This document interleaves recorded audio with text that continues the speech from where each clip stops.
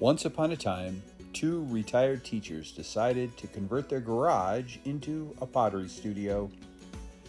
Along with their daughter and son, they built a business around the idea that the world could use a little more art and a lot more artists. We're the Kaya family. Welcome to Wocky Pots. Hi everybody, how you doing? How you been? How are things? Shane and Diana here at Wocky Pots Studio for our 109th Coffee Time video. Holy cow, do we have a lot of stuff to talk about today. Diana, what exactly are we going to talk about?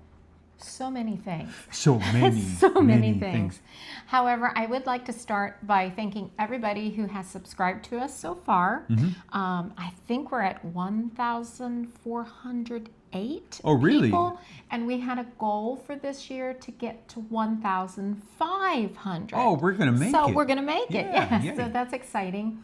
And also the fact that you are here and take your time to watch and see our journey through pottery and what we're doing. We really appreciate you Yes. hanging out with us. So I did want to start with that because sometimes we forget to do Right. that. Yeah. Yep. So I did want to start there.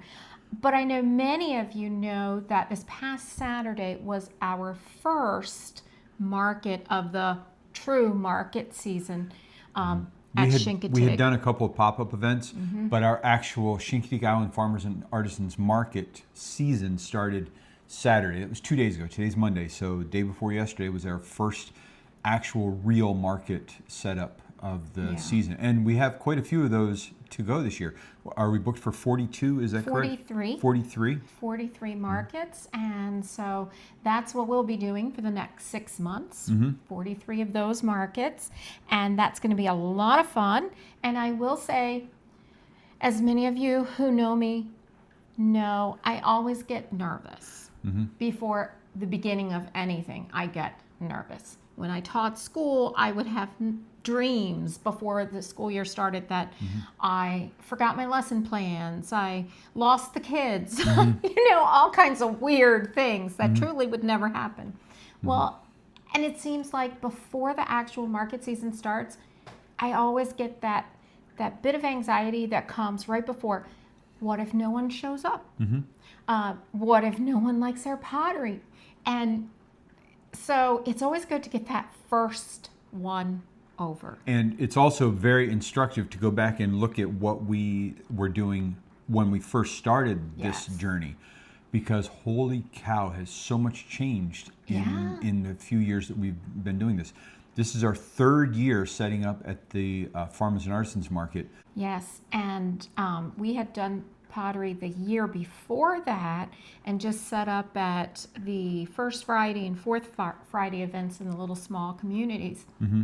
And once in a while, there was like a vineyard we set up at one time and did a little show.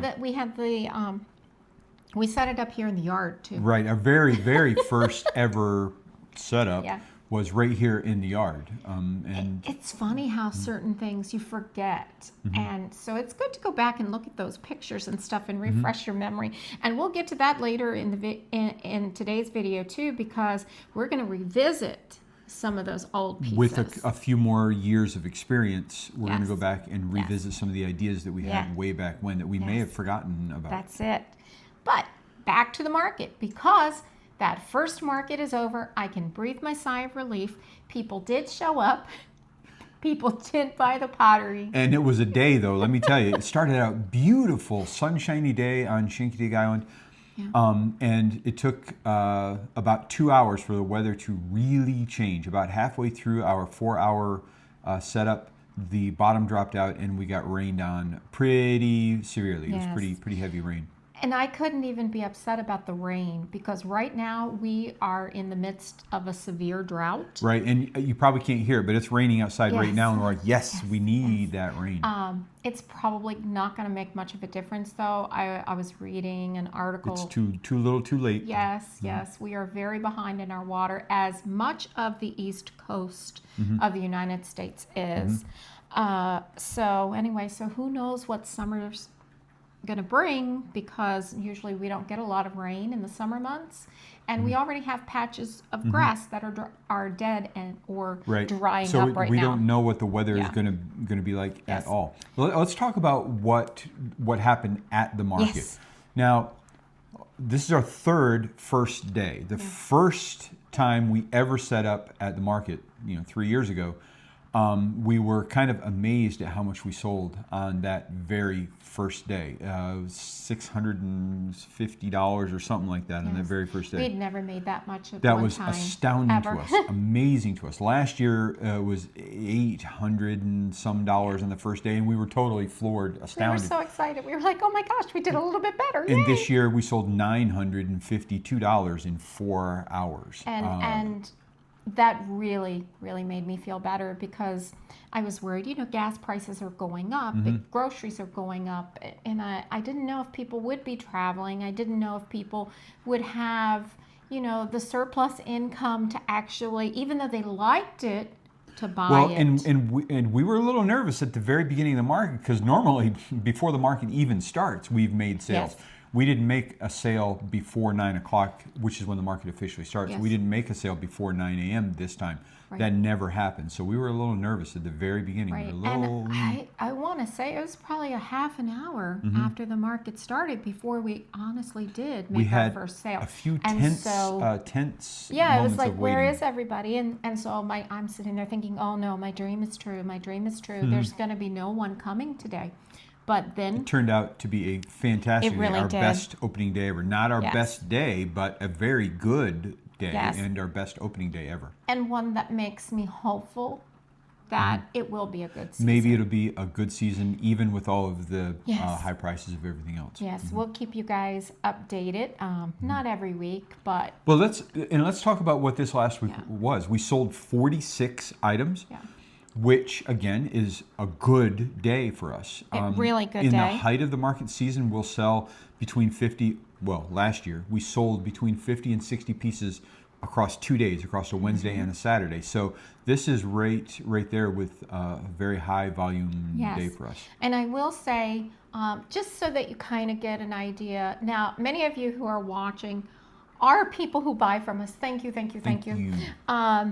But many of you who are watching are fellow potters, and you're doing shows and markets, and so you might wonder, well, what kind of prices do they have? We usually go from things that are as inexpensive as $5 up to $53, I think, is our most expensive item on the table. An example of a smaller priced item would be a worry stone for $5 or a brown sugar keeper for $5. They're a little bit larger than a worry stone. The reason we only do sell them for $5 is because they only go through one firing. They get bisque fired once and no glaze. So we're justified in selling those for a smaller price.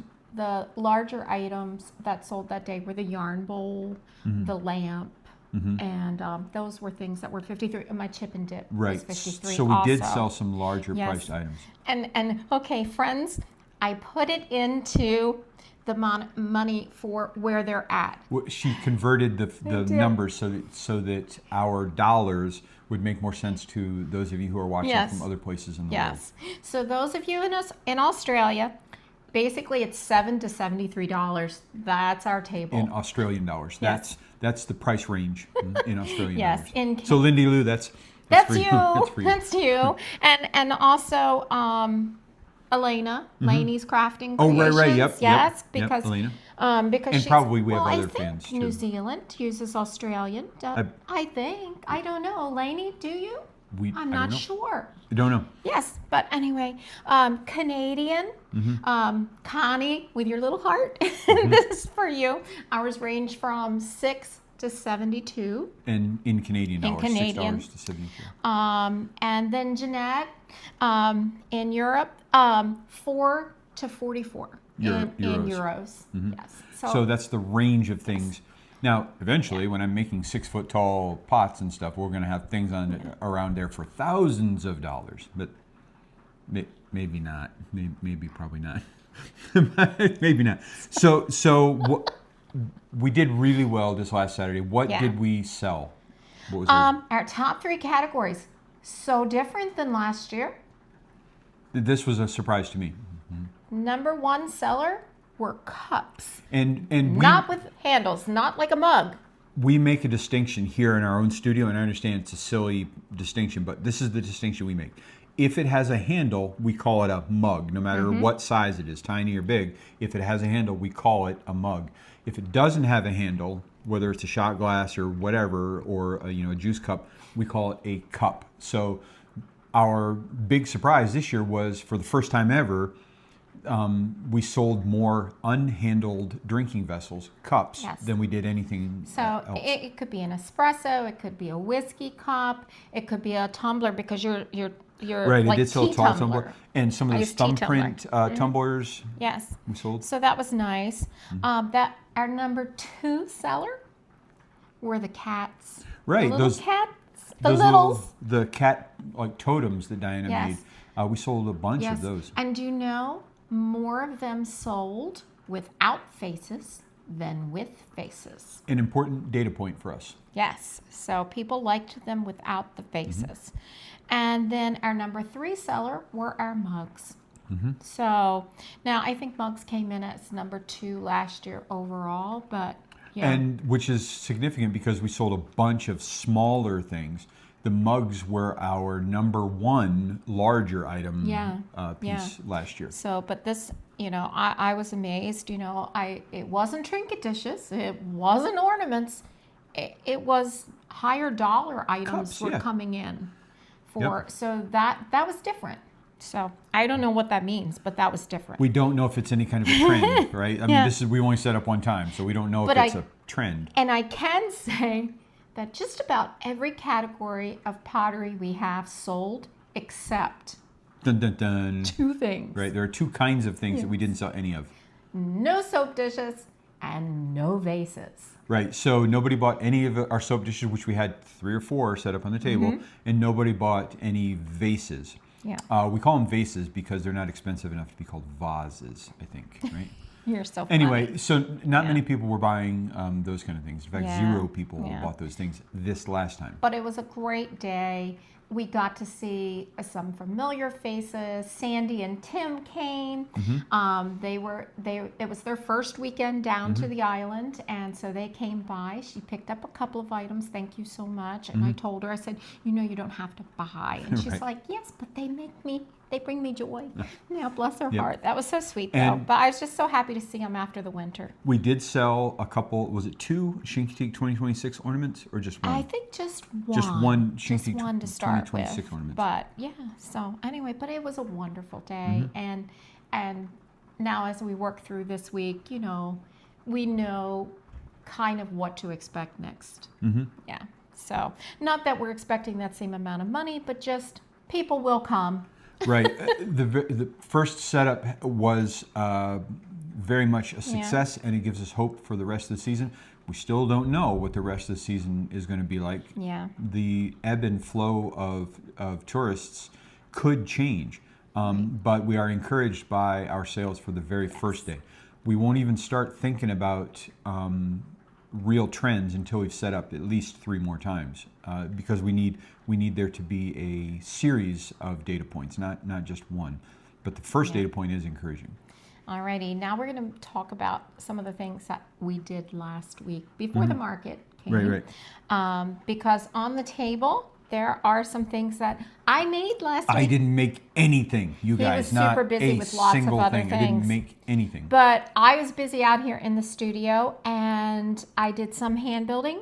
I did do some hand-built mugs because the week before I had done only wheel-thrown mugs. So last week was hand-built mugs. And I tested out my new roller, which is my crab roller. And you have 2 versions of that. I have 2 versions. Actually, I have a 3rd version I haven't printed yet. Ah, well, you have 2 versions right now. Yes. I have an innie. I have an Innie outie. and an outie. I'm Yep. sorry. So we had made crab mugs quite some time ago. And this is kind of a revisiting of that idea of making crab mugs. Crabs, of course, are insanely popular here in our area. And Diana has 2 versions of this, one where the graphics are indented into the clay and one where the graphics are raised up from the clay. And who knows what we're going to look like, what they're going to look like, or what people will prefer. But we have choices as far as the designs go. I think personally right now, my preference is the Aldi. Well, I'm thinking with a glaze that shows that texture, it's going to be gorgeous. And that's what I'm thinking. So we'll see. We'll but see. I'm really happy with that. I also did some flower ones and some dragonfly ones. And that started as a mug, but got too dry, so now it's a vase. I ran out of time the week before, and so I just sealed it in plastic. But when I unsealed it from the plastic, it still was too dry to really get a handle attached to it. But I was able to trim it, so it has a tiny, tiny foot. And then I like how I did the little, well, I did that lip when I was throwing, but I was able to just give it just a little bit more shape. I love it. It's got character. I think it's very pretty, and I would have loved to seen that with a handle on it, because that would have held, I bet you that's 20 ounces. That's okay. It's going to be perfect with flowers in it, and somebody will love it. Now let's talk about your strawberry mug that you made. Shall we talk about the strawberry mug that you made? There's a strawberry mug. This has never happened in all the time that we've made pottery here in the studio. Now, granted, it's only been a few years, but this has never happened. It did this while drying on the rack. In plastic. Wrapped in plastic. In plastic. It split. There was something I noticed, and I guess I should have just stopped. I should have known better, but I guess I didn't. Or I just didn't want to take the time. So you're killing us. What did you notice? The whole time I was using it, I had to keep compressing because the clay, all it wanted to do was crack. Well, if you're watching and you're a fellow potter, you know exactly what that means. That means the clay was short. And short clay doesn't like to become things. Short clay isn't impossible to work with, No. and it isn't impossible to fix. But man, is it ever a pain in the butt. Yeah, It really and is. I just went ahead with it, and I pushed it, and both of the mugs that I made with that clay, both of them cracked. This one was the worst by far. Catastrophically cracked. And it's so funny because somebody might be thinking, oh, it probably came apart at the seam where it was joined. No, the seam's fine where I joined it. The joint was fine. The joint was fine because I always put my joints under the handles. But the rest of it, so wherever the stresses are and it was short, it just was like, yay! Yep, found it really looked like, when I looked at it, it looked like something that would have exploded in the kiln, and yet it never went in the kiln. Right, so that's never happened to us. No. In all of the clay we've used, this is a first for us. And I did send a message to Kentucky Mudworks because I have 3 more boxes. From that lot number. And so I'm really, really worried that... I mean, that might be 150 pounds of clay that we're going to have to fight to use. So that would mean adding water to the bag, then submerging it into a bucket of water. It might to be get the moisture in. Digging out that busted up pug mill that we've got. That would be a good solution. And then re-wedging everything. And I hate wedging. Yeah. Well, and I especially hate wedging. I don't mind wedging soft clay, but I sure do mind wedging clay that's firm. And if you have to do a lot of it. It's one thing to wedge enough to do one mug, but when your plan is to do 15 in a day, that's a lot of wedging. So, but I am waiting to hear back from them to see if others had reported that lot number too, so that I don't feel like, well, I've just gone off the deep end and I've done something. But we're looking at the clay that we have left over. We should have enough clay to get us through probably halfway through the summer, I would think. Maybe. And then we'll probably get another pallet of clay delivered right around then, around the middle of the summer. However, I don't know, the cost of shipping might be prohibitively expensive this year because of fuel prices. So we don't know. Yeah, so we'll see, but we'll see. But the other thing I did was really fun because I did a bowl study. And what I mean by a bowl study was these little bowls right here. I started with 8 ounces, then 10, then 12. And then I kept going up. But what I noticed was after 12, I had to jump like 4 To make ounces. a real difference. And then the larger the bowls got, I had to jump more to actually get a difference in sizes. So I did a total of 7. And it was very interesting. It was very fun. It was very instructive for sure. And I also felt like it really helped me because then when I went and I looked at that. That's a nicely trimmed foot. It is. And I like how I did this. I was like, and I did this to every single one of them. So I was really happy with that. Fancy schmancy burnishing looks great. So, and I like that little sharp delineations. Yeah. Right? Yeah. Just, I mean, it really. Too. Good job. Thank you. It really, really makes it sit off the table. Yep.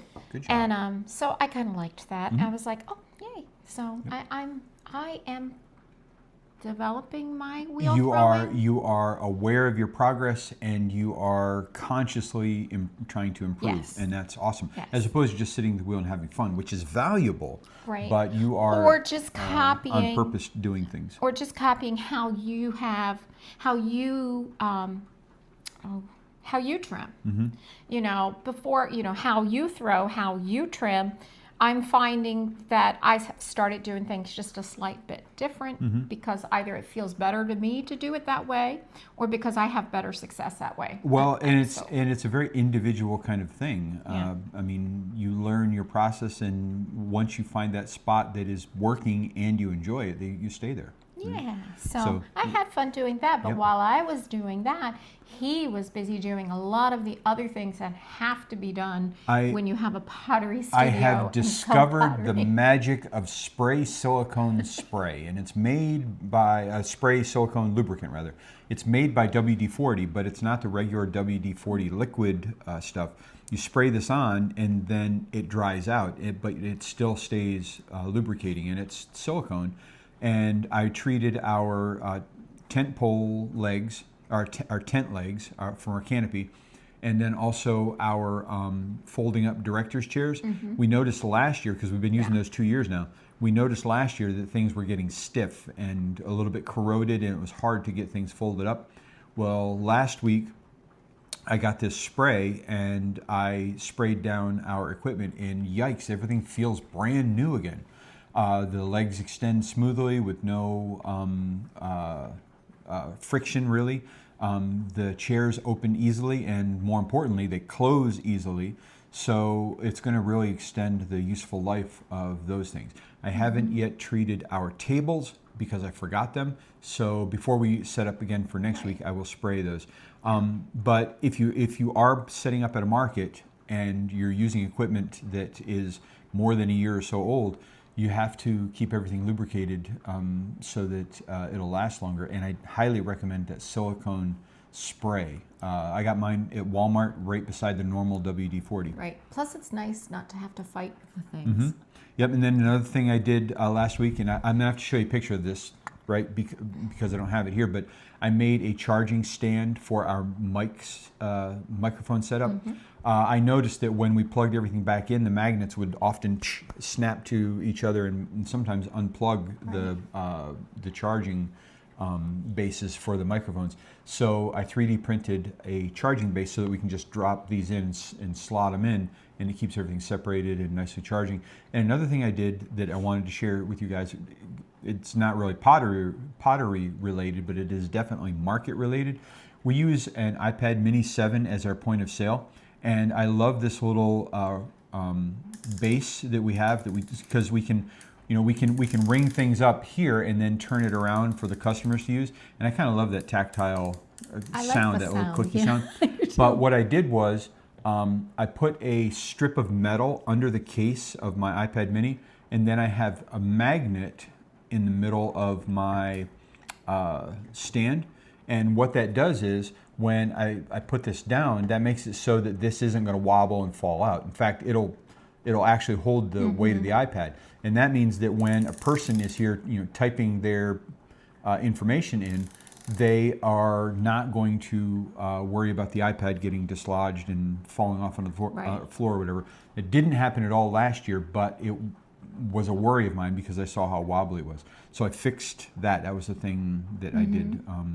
Yeah. And also, the most important thing that I did last week was the kiln shelf maintenance. Yes. So we got all the kiln shelves out and scraped, and Christopher helped with that, and he also helped with painting on the kiln wash, and that was a huge task that had been looming for a long time. I say it was huge. It's not a huge task, but it had been looming for a long time. We were getting to the point where we really had to position our pottery in very exact configurations to keep from hitting the spots of glaze that were dripping. So that was another big thing that I did last week. Yeah, and we did also, as you were examining them, we found 2 shelves that can no longer be used. They're severely cracked now.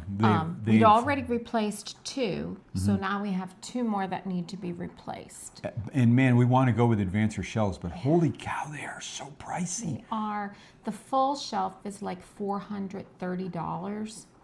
And the half shelves are, I want to say, $278 or something like that. We understand they are a superior product, but yikes, that's a big chunk when you're talking about getting 4 or 6 at a time. I know, and it would be so much easier on your back because of the weight and shoulders and stuff, because he's the one that has to reach all the way in. Right, and those bottom I shelves. can get to the top ones, but I can't get to those bottom ones. The shelves that sit all the way at the bottom are very awkward to get up out of the kiln. And I just feel like if you were able to put one of those in instead, then you wouldn't be at all these weird. Yeah. Anyway, we're looking at the advancer Easier shelves with very much aware of the price kind of a thing, right? It's not in our budget right now, so we'll just replace with the comparing the regular. cost, $500 for one shelf of the advancer shelves versus $120 for our normal shelves, which are pricey enough. I mean, $120 for one shelf is fairly pricey. And when I say one shelf, I mean 2 halves put together is about $120. Yeah. That's expensive, when you think about it, but not compared to the advancer shelves. Yeah. Yep. So what else? Well, let's see. That, I think, takes care of our last week. And now we finally get to talk about revisiting. Right. So we went back and looked at some of our old pictures from way back when, and we found a couple of things that we want to revisit. One thing that I enjoyed doing back in the day that I don't seem to find enough time for today is carving my ware. So I've got a picture of a little bottle that I did quite some time ago, 3 years ago, something like that. And it's just a little like what we would call a mommy vase, a little bottle vase. And I'd carved the sides of that and left part of the clay exposed and part of it glazed. And it just looked so great. I want to revisit that idea. And then I had used tape resist on another bowl. It was my black and white bowl. I remember that one now. Yep, I left one triangle of the bowl with red glaze, and then every other triangle was black against the white clay, and it looked spectacular. It looked so good. I'm thinking about how very different that looks. Oh yeah, compared to what we normally do, it is way different. And it's funny because our normal now is different than our normal 3 years ago. And we're making way more of it. Many people that come up to us at the market and who have followed us and come and visit us every season, they even say that they notice the difference in pottery through the years. And but looking back there, some of the pieces I'm like, my gosh, why haven't we done that anymore? That was so much fun. I gave a couple of my examples. What are things that you want to go back and revisit? The Mondrian mug. That was so much fun to make. You did it. And I remember when I made it, and we will show pictures. Yeah. I remember when I made it, that was supposed to be a vase, supposed to be like this tall, but it collapsed, so I turned it into a little mug, and it turned out so cute, so pretty. And then Diana did the glaze on it, and it looked spectacular. And I think because at that time we had been talking about Mondrian and in our art classes with the kids, and we'd been studying him and all, and so for some reason that particular piece I glazed in that Mondrian-esque style. But I have ideas of what I want to do different. and so that it's more mine. Mm-hmm. But I mean, that certainly didn't really. I mean, the person who bought it knew exactly. Oh yeah, they picked it up and said Mondrian. Yeah, and we weren't trying to totally copy. We just were going after that vibe, that very geometric, very angled vibe. Now, the important. What else did you want to revisit? Do you have any? I meant to bring him out. I have him. The frog canister? Yes. Yeah. He's a pinch pot. We'll have to add that picture in. A little pinch pot He's frog a pinch canister. That was very cute. You need to make more of But those. I don't think I'll do it as a pinch pot. Well, you could actually throw it now. I think I could throw it now. Mm-hmm. You could, definitely. So I could revisit it and do it as a thrown entity And now. this is where what I was getting ready to talk about. We're going to revisit these old ideas with our new skill set. Yeah. Because we have gained a lot of skill since we started those ideas so long ago.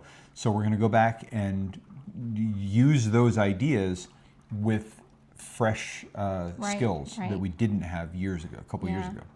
Now, I know the other thing you were talking about too was the rainbow glazing you Right. used to do. Now, but I couldn't find a good picture of that. That was tape resist too, wasn't it? I couldn't find a picture of it. The one rainbow mug that I saw that I could find didn't use the tape resist, but I did do a tape resist bowl. You did. It was a bowl. And this is why I didn't find it, because it was in standard 112 and it was even earlier than I was looking. I remember it now. But I want to use that tape resist technique to do the rainbow themed wear on white clay. When the last time I did it, we were using this speckled 112 clay. It's a speckled buff, but I want to go back and revisit it with white clay and see how much brighter and more vibrant the colors are. I know something else you want to revisit. What's that? You want to revisit throwing with Chincoteague. Oh, I do, guys. I've got 3 boxes of Chincoteague brown left over. That 150 pounds of clay, that kind of clay was my very favorite kind of clay to throw with. Iceman is great, don't get me wrong. I love Iceman. I love Chincoteague brown even more. It is a little more compliant and a little more pliable. That makes it maybe a little more difficult to throw with, but I love the texture and the feel of throwing with that brown clay. So yeah, now that we have 2 separate wheels, I can have Chincoteague brown on my wheel, Diana can have Iceman on hers. Yeah. Our worry back in the day was contamination of the Chincoteague into the white clay, because one tiny little bit of that brown clay can contaminate, many pieces of white. We could never totally clean a wear board of it. You might look at it and think it's clean, and then you roll out a slab of white and it has muddy brown clouds on it. Yeah.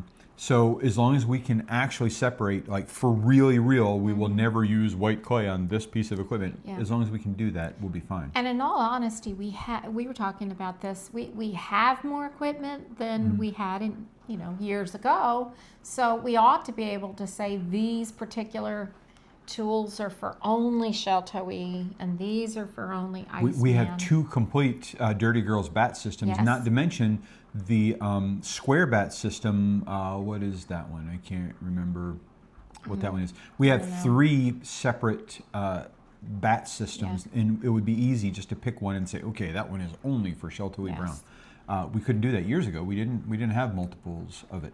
Yeah. So, but anyway, so that's going to be fun. Hopefully we'll revisit some of those things even this week so that we can show them next week. And also coming up this week, we are going to be making some things informed by knowing what we sold. This is the first setup we ever had, literally the first market setup we've ever had, where we did not take 100% of our pieces. Now we had 250 pieces at our table. That is the most we've ever set up with at a normal market setup. But we still had several crates of pottery here in the studio in reserve. That's a good feeling. It's a good feeling. So we'll be able to pull, if we sold, say, 4 mugs, we can pull 4 mugs to pack into our crates, and then we'll start next week with the exact same amount. But we can also make 4 mugs, and we definitely have 4 mugs that we can glaze. So what we're getting into now is the point of our professional lives where we can look at what's sold and replace what's sold. We've never really been able to do that before. No, so that's a good feeling. But we'll also be able to do something new each week too, because, we won't be trying to make as many mugs as we possibly can at the exclusion of being able to try something new. Right. So we know 4 mugs sold. We know we have mugs to replace them. We know we should go ahead and make 4 more mugs. Well, we always make more than 4 mugs. But that gives us the opportunity to play. Really. Mm-hmm. So that's kind of freeing, actually. So that's good feeling. We worked harder last winter than we ever have worked in a winter before, but probably not as hard as we should have. But it was still pretty busy. I think we did pretty good. And every year we learn a little more. So we do things a little better every year. And that's just the way it works. Yep. Also, along with making pieces this week, we do have things that we're going to glaze tomorrow. And then that means we'll put them in the kiln tomorrow evening, and I'm hoping they'll come out Thursday to be bottom sanded, and so that we can get the mugs measured, priced, and we will probably be taking the new pieces because we love to have that fresh from the kiln on the table. Right. We might not take all of the new things though, because if we make more than we need to replenish, we won't take those. But it'd be nice because I do want to have that fresh from the kiln section. Yep. And that's another thing. We're setting up with 3 large tables this year. The last time we set up with that many tables was at the Christmas sale, the Holly market, and that we'd only done it one time. But now our normal setup is 3 large tables. So we should have a kiln unload video coming out either Thursday or Friday, depending on which day the kiln can be opened. And then next Sunday is Carolyn's graduation picnic. Right. Yeah.